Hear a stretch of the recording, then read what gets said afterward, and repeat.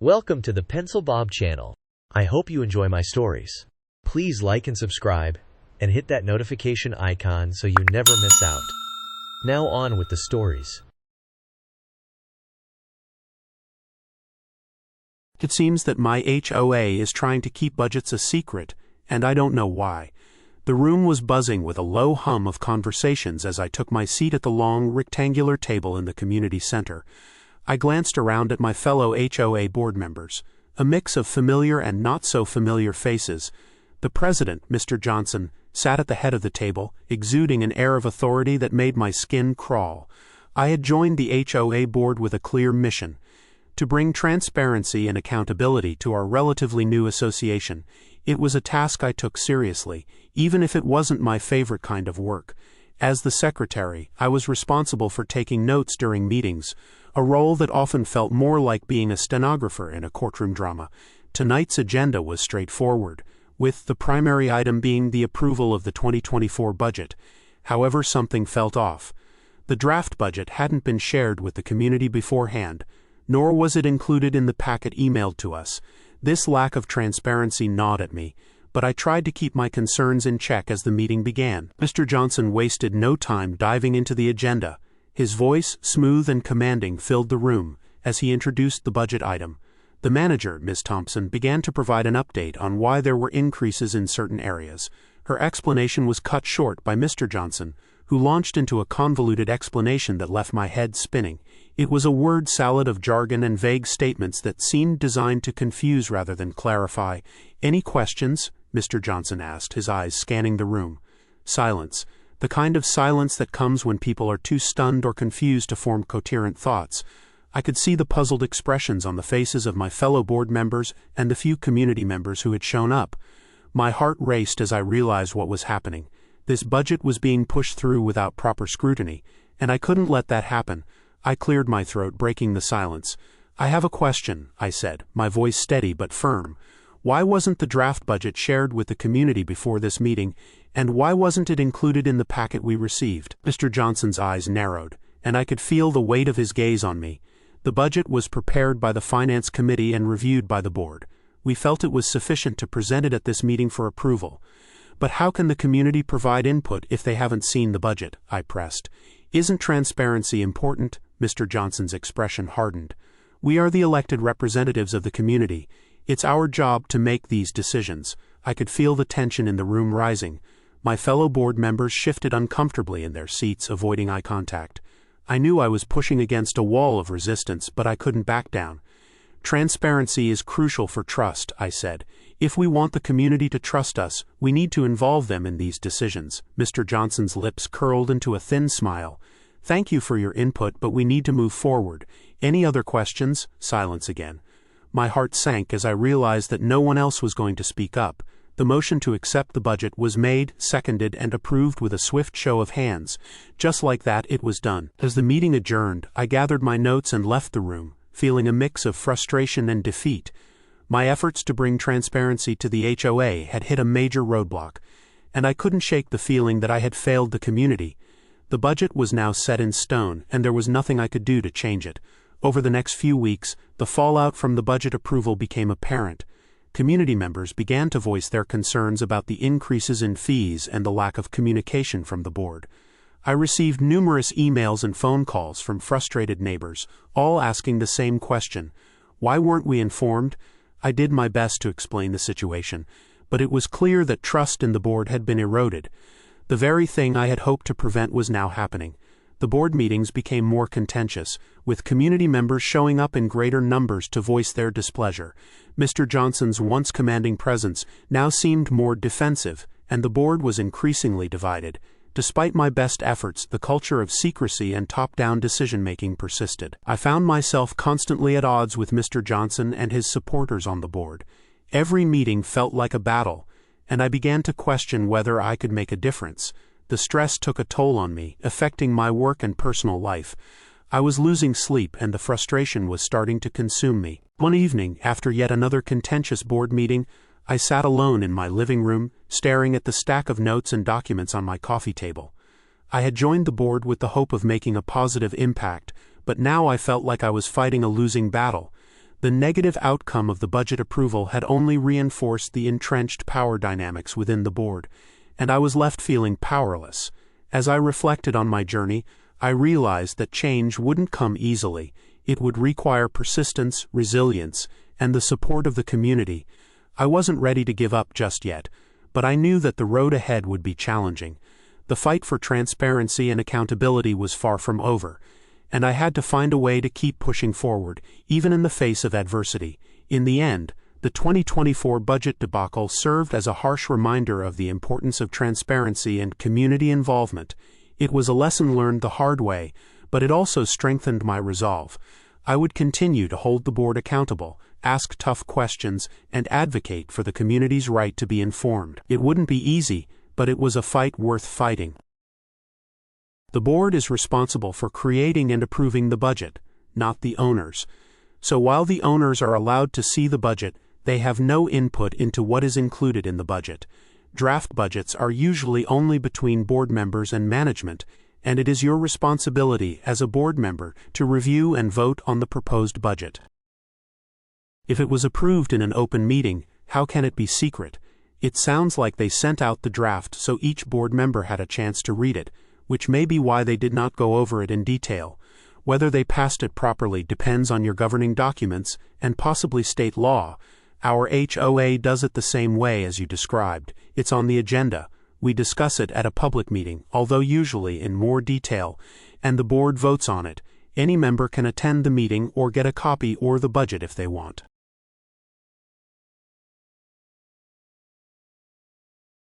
I never thought I'd find myself in the middle of such a mess. It all started when my client, this developer guy, asked me to represent him at a development hearing in Florida. I mean, I've been to these things before, but this one really took the cake. So we're in this stuffy conference room at the city hall. It's a hot Florida day, and the AC is barely keeping up. There's a bunch of people crammed in there. City officials, developers, and a whole gaggle of homeowners from the nearby HOA. You could cut the tension with a knife. My client's there to present his plans for this new apartment complex he wants to build. It's nothing fancy, just a standard mid-range place with a mix of 1 and 2 bedroom units. Should be pretty straightforward, right? Ha, if only. Everything's going okay at first. My client's doing his spiel, showing off the renderings, talking about how it'll benefit the community. I'm just sitting there, nodding along, thinking about what I'm gonna have for dinner later. Then this lady stands up. Now, I've seen all types at these meetings, but this woman, she was something else. Hair done up like she was going to a fancy dinner party, dripping in jewelry, and a look on her face like she'd just smelled something nasty. Turns out she's the president of the HOA for the neighborhood next to where we want to build. She starts off all polite-like, asking about the details of the project. Then she drops the bomb. "What's the rent going to be for a 1-bedroom unit?" she asks, all sweet and innocent. My client, not suspecting a thing, tells her straight up, "We're looking at around $2,200 to $2,400 a month." And that's when all hell breaks loose. This HOA president, she just loses it. Her face goes all red and she starts ranting like you wouldn't believe. "That's not enough for an area like this," she practically shrieks. "Anyone can afford that." I'm sitting there thinking, "Lady, have you seen the economy lately? $2,400 a month ain't exactly chump change." But before I can even open my mouth, she's off again. "We don't want just anyone living in this area," she says. And I swear you could hear a pin drop in that room. Everyone's just staring at her, mouths hanging open. But she's not done. Oh no, she's just getting started. People with junk cars in the yard, roommates, and loud Spanish music will ruin our community. I mean, holy crap, right? I've heard some pretty racist stuff at these meetings before, but this lady was taking it to a whole new level. And the worst part, some of the other HOA members are nodding along like she's preaching the gospel or something. My client's looking at me like, "What the hell do we do now?" And honestly, I'm at a loss. I've dealt with NIMBYs before, but this was next level stuff. The HOA president's still going on, now demanding that we put a cap on the number of people allowed in each unit. I'm no lawyer, but even I know that's straight up illegal. I try to explain this to her, but it's like talking to a brick wall. Just when I think it can't get any worse, another homeowner pipes up. This one's worried about noise. Now that's a pretty standard concern, and usually we can address it pretty easily. But nope, not today. This lady doesn't want just any old noise barrier. She wants us to build some kind of super wall between the apartments and her precious property. I try to explain that the city's already requiring us to put up an 8-foot masonry wall, which is pretty substantial. But apparently, that's not good enough. It's like they think we're building some kind of wild party complex instead of just regular apartments. The whole time this is going on, I'm watching the faces of the city officials. They're trying to keep it professional, but I can see they're just as shocked as I am. One of them keeps opening his mouth like he wants to say something, then thinking better of it and shutting it again. As for me, I'm caught between wanting to laugh at the absurdity of it all and wanting to bang my head against the wall. I mean, I get it. Change can be scary. Nobody likes the idea of their neighborhood changing. But this was something else entirely. The meeting drags on for what feels like hours. The HOA folks keep coming up with more and more outrageous demands. One guy suggests we should have a dress code for residents. Another wants us to ban certain types of cars from the parking lot. It's like they're trying to create some kind of exclusive country club instead of an apartment complex. My client's getting more and more flustered. He came here ready to talk about things like parking ratios and setbacks, not defend against accusations of ruining the neighborhood with undesirables. I can see him struggling to keep his cool, trying to address their concerns without giving in to their ridiculous demands. As for me, I'm biting my tongue so hard I'm surprised it's not bleeding. I want to tell these people exactly what I think of their thinly veiled racism and classism, but I know that's not my job. I'm here to help my client get his project approved, not start a social justice crusade. But man, it's hard. Every time one of them opens their mouth, I feel my blood pressure rising. I keep thinking about all the people I know who'd love to live in a place like this. Young professionals just starting out, families looking for a safe place to raise their kids, older folks downsizing from their big houses. And here are these HOA busybodies trying to keep them out because they don't fit some narrow definition of desirable. The city officials are trying their best to keep things on track, but it's like herding cats. Every time we try to steer the conversation back to the actual development plans, someone from the HOA pipes up with another complaint or demand. By the time we finally wrap up, I'm exhausted. My head's pounding, and I feel like I need a shower to wash off all the nastiness I've heard. As we're packing up our stuff, I overhear a couple of the HOA members talking. "Can you believe they want to let those people move in here?" one of them says, not even bothering to keep her voice down. "It'll be the end of our community as we know it." I want to turn around and ask her what exactly she means by those people, but I hold my tongue. No point in stirring up more trouble. As we're leaving, my client pulls me aside. "What do we do now?" he asks, looking worried. "We can't give in to their demands, but we need to get this project approved." I wish I had a good answer for him. The truth is, I'm not sure what our next move should be. We could try to fight it out, but that could drag on for months or even years. Or we could try to compromise. But how do you compromise with people who are basically asking you to discriminate? On the drive home, I can't stop thinking about it all. I've seen some pretty ugly behavior at these meetings before, but this was something else. It wasn't just the usual NIMBY stuff about property values and traffic. This was straight-up prejudice, plain and simple. I keep replaying the HOA president's words in my head. "We don't want just anyone living in this area." The way she said it, like it was the most natural thing in the world to want to keep people out based on how much money they make or what language they speak. And then there's the bit about the loud Spanish music. I mean, come on, could they be any more obvious? It's like they're not even trying to hide their racism anymore. The thing that really gets me, though, is how many of the other homeowners were nodding along. It wasn't just one bad apple. There was a whole group of them, all seemingly on board with this idea that they needed to keep undesirables out of their neighborhood. I think about my own neighborhood, how diverse it is, how all the different cultures and backgrounds make it such an interesting place to live. I can't imagine wanting to live somewhere where everyone looks the same, talks the same, listens to the same music. But I guess that's exactly what these HOA folks want. Their own little bubble, sealed off from the rest of the world. A retirement paradise where they never have to see or hear anything that makes them uncomfortable. As I pull into my driveway, I'm still mulling it all over. I know this fight is far from over. There will be more meetings, more arguments, probably even some legal battles. And through it all, I'll have to keep my cool, keep fighting for my client's right to build his apartments. But man, it's not going to be easy. Not when we're up against people who are so set in their ways, so determined to keep their community pure or whatever they want to call it. I head inside, grab a beer from the fridge, and flop down on the couch.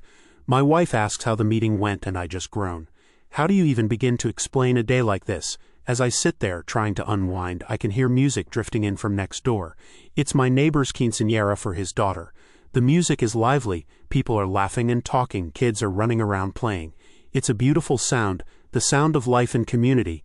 I think about those HOA people, about how they'd probably hate this, how they'd complain about the noise, about the cars parked on the street, about the undesirables in their precious neighborhood. And you know what? It makes me sad. Sad that there are still people out there who think like that. Sad that they're so afraid of anything different, that they'd rather live in a sterile, homogeneous bubble than experience the richness of a diverse community. But mostly it makes me determined to keep fighting, to stand up against this kind of prejudice whenever I see it. Because at the end of the day, that's what this is really about.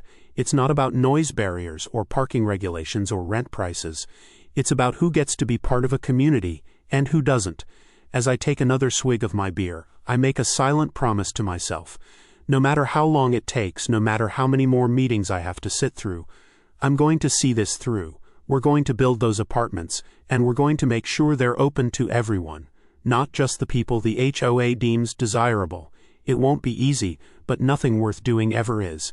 And if we can make even a small dent in that wall of prejudice, well, that'll make all the headaches worth it. Tomorrow's another day, another chance to fight the good fight. But for now, I'm going to finish my beer, maybe wander over to the neighbor's party if they'll have me, and try to remember what community really means.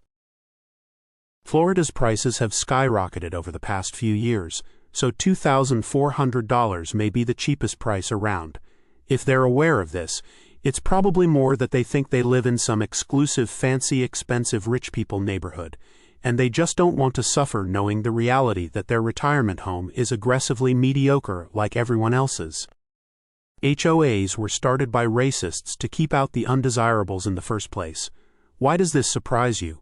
Now they are dictatorship, controlling every aspect of your home life. Soon they'll tell you when you can flush your toilet, so as to evenly distribute the flow.